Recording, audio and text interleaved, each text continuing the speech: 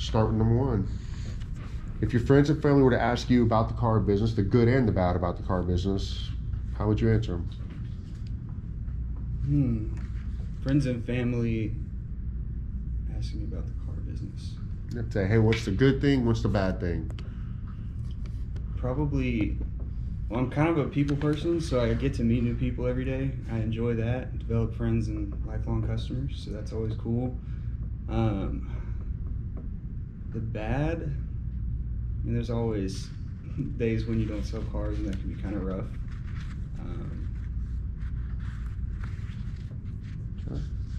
That's it. Just some days you don't sell cars. Some days you don't sell cars, and it's kind of rough. You beat yourself up, but. Okay.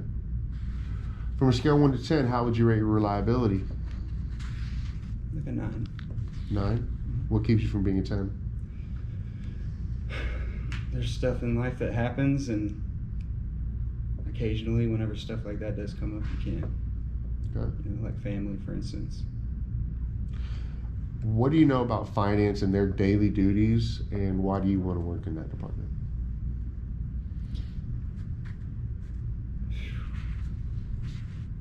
Man, it's a tough question. Their daily duties. I understand that they have to clean deals, send packets to banks and stuff. They have to be organized, work with customers. From the sales side, truthfully, I see it as something they have to be able to bump a customer. You know, a big thing for me, like being on the sales floor and selling cars, is I have a lot of time to build rapport with customers and earn their trust, you know. With finance, I think that's something that you have to be able to adapt and make a quick friend, you know.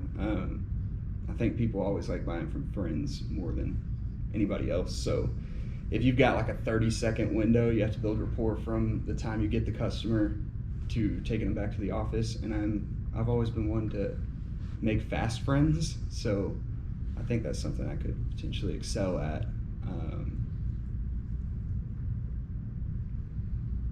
What's your main reason for wanting to work back there? Truthfully, when I first started here, the first interview, one of the questions that they asked me was, do you see this as something long-term or something that, you know, you're just doing for now? And for me personally, I've always said it's something I want to develop a career out of. And I could stay on the floor and sell cars for, you know, God knows how long, and be like some of the other guys down there, but I don't see that for myself. I think I have a lot of potential, and I want to potentially progress and move up within the business. I think that'd be something cool. Okay. Of everyone else on the floor, who else do you feel has the best chance to get the promotion, and why? I would say Brian. You'd say Brian? Why? He works hard. He's great with customers, and I could just see him doing really well. Okay. What makes you the most qualified for the position? I think I'm a little bit better. I think I'm better with customers. I think customers typically like me a little bit better. There's, you know, rare instances where customers are not happy with, you know, the deal after the fact, and when that happens, I'm usually pretty good at smoothing them over. For instance, yesterday I had a customer that we sold him a car last week, or 2 weeks ago. He got tags in the mail, but he had personalized plates, and he calls me just angry, like furious. I was able to cool him off. Hey man, calm down, it's not that big of a deal. Got with Jesus, we got it all squared away. I drove to his house yesterday. We talked further about the situation, why he was upset. I expressed concern and understanding, and then got the situation handled. Now he's happy and gave me a 10 out of 10 survey. Okay. What skills and strengths do you feel you bring to the department? You know, I'm a fast learner. I think my history here can kind of prove that. We went from somebody who was, you know, 100 and I forget what it was per copy, pretty not impressive, to somebody who's learned how to hold some gross and make some money. And if that's not an example of somebody who can learn pretty quickly and develop and adapt, then I don't really know what is, you know. Yeah, I give you that. And ironically, Brian, you, and Obed all applying last year. All three of y'all finished at 164 cars. Well, 164 was Obed, 164 and a half was Brian, 164 was Obed, and 163 was you. So all within a car and a half, but you had a little bit higher per copy at 2143. Huge improvement. So, and I do remember that, 126. I told you. Yeah, good job. Of all the finance managers we have now, who do you feel you would be the most similar to, and why?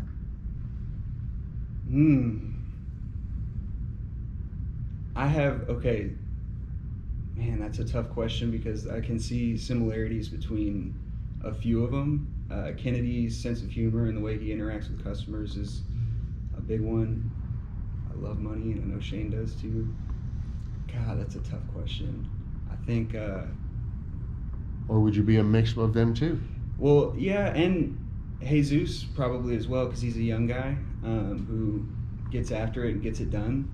And he's done very well for himself, so I can identify with that. It's kind of tough, man. That's, who am I most like? That's a little bit of a difficult question because I can see similarities. And who are you least like? Steve. And that wasn't trying to get a shot at Steve. No, for sure. If you can't figure out who you're most like, who are you least like? Yeah.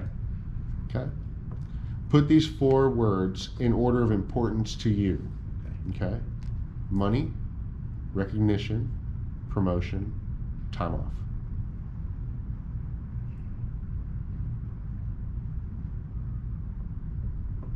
Money, number 1. Okay. Recognition, be number 2. Time off is last, for sure. Promotion would be 3. Okay.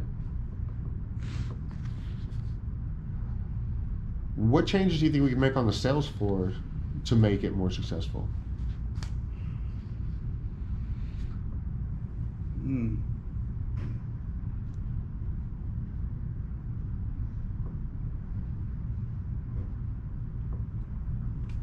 don't know, maybe a system of, the phone calls can be kind of a difficult thing. And I'm not saying no phone calls. I think that they should be made. Absolutely. I think there maybe an order in which people can take ups versus make their phone calls might be a little bit more beneficial to some of the folks on the floor. Okay.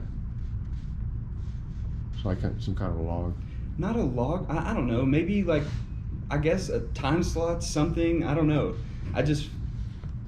I know personally, it's like there's times where I'm sitting down and I'm busting out my phone calls and I look up and I see somebody pull up in an old Tahoe and I go, and then they crack them, make 10 grand on it, and I'm like, wish that I wasn't, Yeah. It's okay. Have you ever disliked a manager here, and if so, why? Absolutely. Lee Ford. Oh, am I supposed to do Go that? for it, yeah. Okay, yeah, Lee Ford. He was extremely condescending, and when he dealt with customers, it was I didn't feel in a professional way. He would kind of belittle people, and I didn't like that at all, especially with people that I had built rapport with and developed a quick friend, because it's somebody, I don't know, when that happens, you start to, I don't know, I just didn't like the way he dealt with people. It was very unprofessional in my opinion. Okay. Describe how, if you're a team player, and what approach it is you take to working with the team. Being a team player, I think ultimately the team comes first whenever you are a team player. It's not about me and what I can do, it's about what I can bring to the table as far as the team is concerned. So if that means helping somebody out with a deal or something, and not expecting anything in return, that's something I'd be happy to do. Okay. What method or processes do you currently have that help you avoid errors? I take notes. I make reminders in my phone.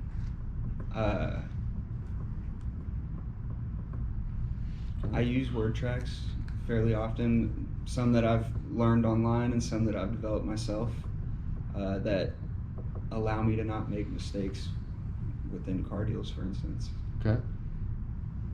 What's a mistake you've made here and what did you learn from it?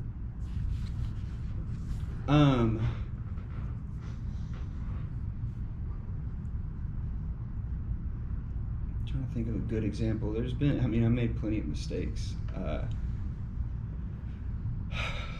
me think.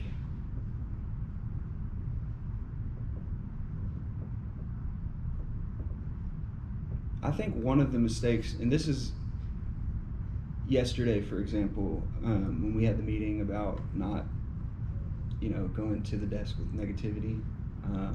I think that's something that I've definitely done, and I've been prone to do it too when getting a pencil. And I don't know why I do it, but it's something in my head. I start just word vomit, and I start saying all the negative things about it instead of just going straight out and delivering that.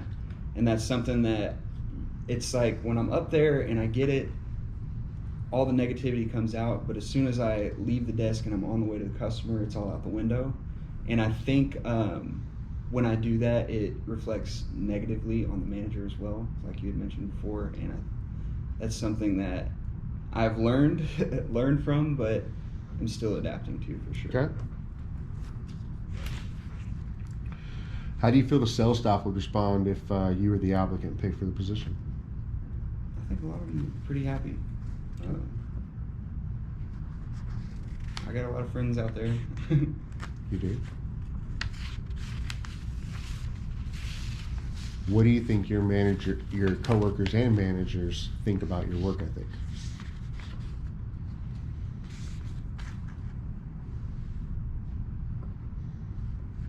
I'd imagine they think that I'm pretty on top of my stuff. I have a tendency to use humor that can probably give some ideas about work ethic, but I think the proof is in the numbers. If I show up and perform, then perhaps that gives a different impression as well. I agree with you on that. I think that's a pretty good assessment. I think sometimes, even me looking at you, you're always joking, and I feel like you're not working hard, even though you may be, and you're right, your numbers are there. Where do you see yourself in 5 years? Let's see, in 5 years, I will be 31, almost 32 in your position, hopefully. Okay. That'd be the goal. Somewhere in upper management. That's the idea. It's a career for me. Do you feel you deserve the promotion? I think so. You didn't seem too convinced. That's a tough question. I feel like I put in the effort, I put in the work. I'm somebody who sets goals for themselves, and in the last 2 years since I've been here, 2 of the goals were to get my GM ring, and the other one was to get Salesman of the Month, for instance. And that's why, You just hit it. Yeah, and with an asterisk, I guess, is that what it's called, an asterisk? Why would you say an asterisk? Because the other guy, what's his name? You got it. I got it. You got it. Well, then I accomplished those goals, and one of the goals is to move into a finance position. Now, do I think I deserve it? Sure. I feel like I do. Okay. I feel like I put in the work, and I've proven myself as somebody who's worthy, but that's a tough question. I mean, I feel like I have, but Do you feel like anyone on the floor deserves it more? no, Okay. I don't think so. It's a weird thing. Maybe I'm thinking about it on a spiritual level, which might be kind of a weird thing to bring up in interview. I think my personal beliefs, you deserve nothing, you get what you're granted from, up there. So that's why it's a weird thing. Okay.